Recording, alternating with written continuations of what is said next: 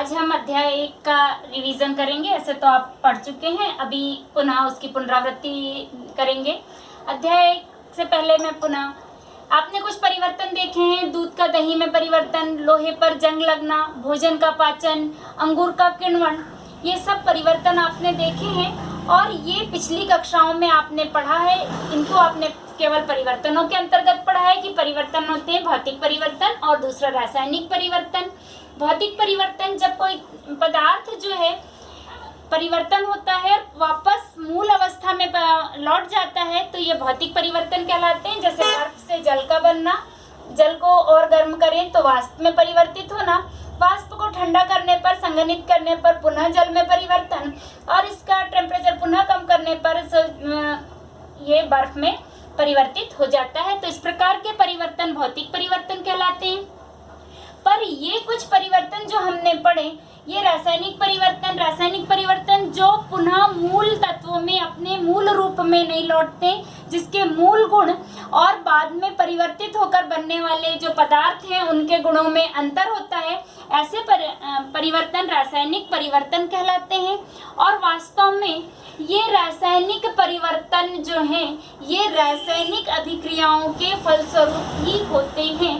और ये रासायनिक अभिक्रियाएं क्या होती हैं, आज उसी के बारे में हम पढ़ने जा रहे हैं। अध्याय 1 रासायनिक अभिक्रियाएं एवं समीकरण। तो ये रासायनिक अभिक्रियाओं के बारे में जानेंगे कि ये जो रासायनिक पदार्थ जिसमें मूल गुण जो हैं ये पुनः वापस नहीं आते, ये रासायनिक परिवर्तन कहलाते हैं। ये रासायनिक परिवर्तन रासायनिक अभिक्रियाओं के फलस्वरूप ही होते हैं। जैसे यदि हमने एक फ्लास्क लिया, कोनिकल फ्लास्क, उसमें दानेदार जस्ते के डाला, जिंक जस्ता, और उसमें एक थिसिल क्लिप लगा दी गई, और थिसिल क्लिप से हमने डाइल्यूट H2SO4 या डाइल्यूट HCl हाइड्रोक्लोरिक अम्ल भी ले सकते हैं, या सल्फ्यूरिक H2SO4 यानी सल्फ्यूरिक अम्ल जब डालते हैं तो बुदबुदाहट के साथ एक गैस निकलती है। इस प्रकार से देखिए गैस निकल रही है।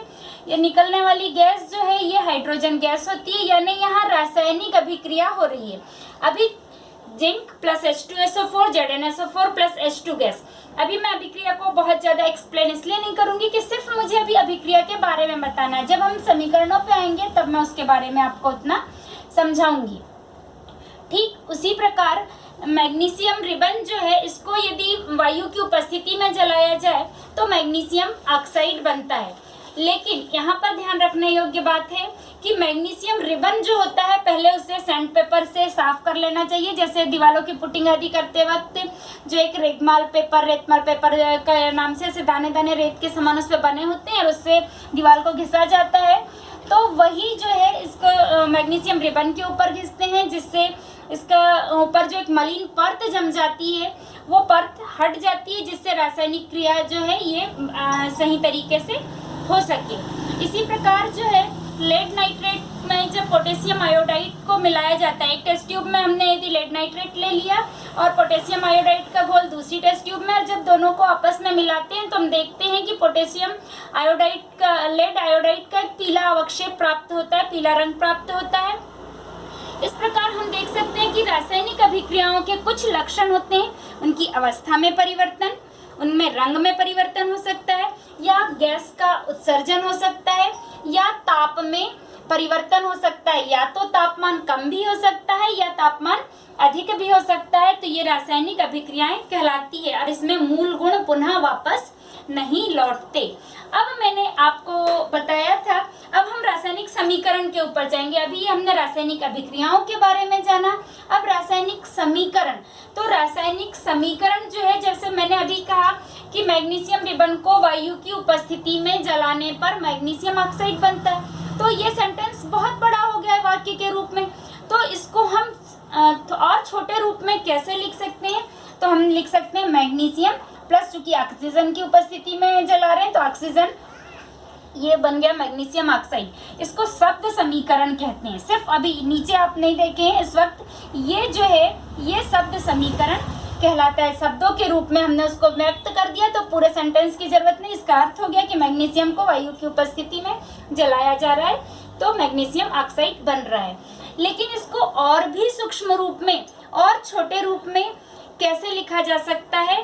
तो ये सूत्र रूप में या प्रतीकात्मक रूप में जब लिखा जाता है तो ये रासायनिक समीकरण कहलाता है। रासायनिक समीकरण। तो इस प्रकार ये जो है, अब ये रासायनिक समीकरण के रूप में इस प्रकार, अभी सिर्फ मैग्नीशियम को हम इस प्रकार से लिखेंगे, Mg मैग्नीशियम का प्रतीक है। ऑक्सीजन को O2 के रूप में लिखा जाता है, ऑक्सीजन, और मैग्नीशियम ऑक्साइड बना तो MgO। ये एक रासायनिक समीकरण बन गया और ये रासायनिक समीकरण का सिर्फ और सिर्फ ढांचा हुआ रासायनिक समीकरण का ढांचा कहलाता है। अब इसके बाद आता है हमारा रासायनिक समीकरण को संतुलित करना या रासायनिक समीकरण को संतुलित करने का महत्व।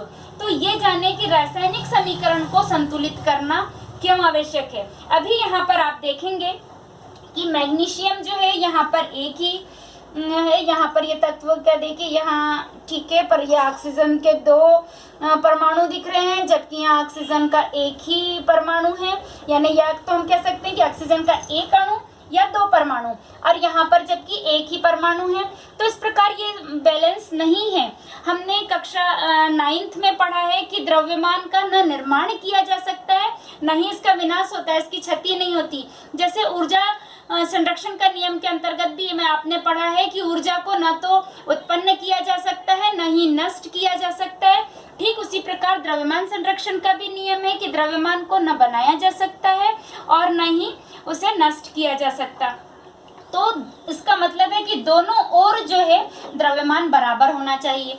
द्रव्यमान बराबर करने से पहले मैं आपको बताना चाहूंगी कि ये जो साइड है, जब भी हम, या तो हमारे पास यदि कोई कॉपी है तो कॉपी में भी यदि हमने लिखा हुआ है तो कॉपी में आपको देखना है कि हमारे लेफ्ट हैंड के ओर जो है ये एरो मार्क से देखना है, एरो मार्क से इधर लेफ्ट हैंड जो हमारा होता है उसको लेफ्ट हैंड साइड LHS, और इसको राइट हैंड साइड जो सीधे हाथ की तरफ जो लिखते हैं उसको राइट हैंड साइड कहा जाता है। और हमेशा याद रखिए कि लेफ्ट हैंड साइड पे जो होता है ये अभिकारक, जो जिनमें क्रियाएं कराई जा रही है, वे तत्व जिनमें आपस में क्रिया कराई जा रही, ये अभिकर्मक या अभिकारक कहलाते हैं। अभिकारक या अभिकर्मक भी कहते हैं इनको। और जो 2 अभिकारक होते हैं, 2 या 2 से अधिक भी हो सकते हैं, जिनके बीच क्रिया कराई जा रही है, उनके बीच प्लस का चिन्ह लगाकर और उनको प्रदर्शित किया जाता है। यदि 3 भी है तो फिर एक और प्लस करके उनको आगे लिखा जाता है। और फिर जो बन रहा है, नया पदार्थ निर्मित हो रहा है, वो उत्पाद, प्रोडक्ट कहलाता है। यानी राइट हैंड साइड में जो होगा ये उत्पाद होगा। इस प्रकार ये product always right hand side पर लिखा जाता है। तो ये मैग्नीशियम ऑक्साइड जो है उत्पाद के रूप में बना। यदि यहाँ एक ही पदार्थ नया निर्मित हो रहा है, पर यदि एक से अधिक नए पदार्थ निर्मित हो रहे हैं, उस समय भी आप प्लस करके और नए पदार्थ लिख सकते हैं। इसी के साथ फिर आगे हम समीकरण पे जब आएंगे तब हम आपको और बताएंगे कि इनकी अवस्थाएं भी लिखी जाती है। इनके यदि गैस है तो G के से प्रदर्शित करना है, लिक्विड फॉर्म में है यानी द्रव अवस्था में, तरल अवस्था में है तो L से प्रदर्शित करना है।